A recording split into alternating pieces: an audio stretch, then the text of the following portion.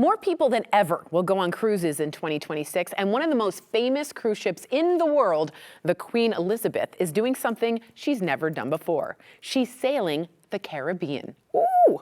Earlier, Kelly talked to our travel guru, Gabe Saglier. He got to check out the inaugural cruise at one of its very first ports of call, St. Lucia. Take a look. Hi, Gabe. How are you? Hey, great to see you. I'm beautiful St. Lucia today. It's a gorgeous day. Okay, this is the first ever season in the Caribbean, so tell me about that. Yeah, so this is the Queen Elizabeth, a storied ship with a long-lasting history. She has sailed Europe, she sailed the South Pacific, she sailed Asia, did Alaska for the first time earlier this year, and now for the first time ever, she's taking on the Caribbean. So that's big news across the industry, and I think it brings sort of an elevated experience for folks who want to visit these tropical, sun-drenched ports of call, but do it on a ship that is long-standing historically, just a very high-end way of doing the cruising experience. That sounds awesome. Now, I heard the ship had a huge overhaul, and now wellness is the new focus. Tell me about that.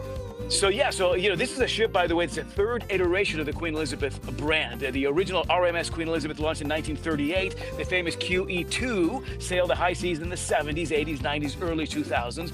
This Queen Elizabeth hit the seas in 2010, christened by the Queen herself, and spent a couple of months earlier this year in Singapore getting a whole new refresh, a revamp. So a lot of these beautiful, intimate inside spaces are brand new, totally refreshed. I call this, by the way, a small big ship.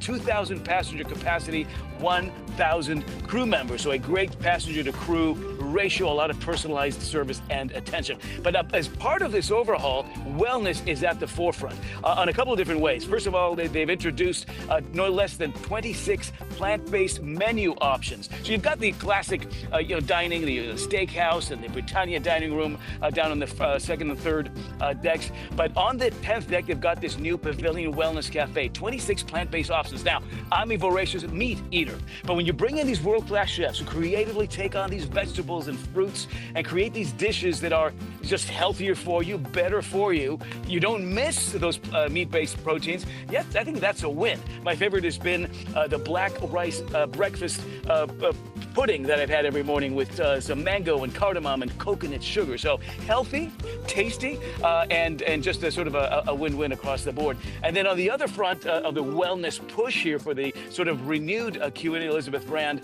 is in the spa arena. So they've partnered with Harper's Bazaar, and they're trying to take people away from this idea of just having a spa treatment and instead engaging in a wellness journey. So you can do sort of the revive journey, the relax journey. See, I'm doing the relax, for example, which means that I've tapped into a couple of great sort of skin treatments. But beyond just your one-off treatments, you've got things like consultations with experts, acupuncture, UV light treatments, aqua therapy, assisted stretching. So it's more of a holistic, fully sort of well-rounded approach to the wellness experience. Post-COVID, I think a lot of us have our wellness goals.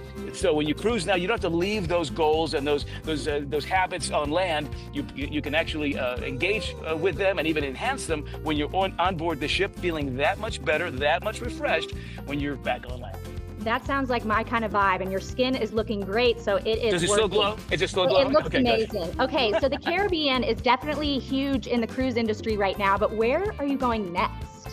Yeah, and you're totally right, by the way. The fastest rebounding sector of the travel industry, cruising and Caribbean cruising, #1 there. 72% of Americans doing some sort of cruise this year will hit up the Caribbean.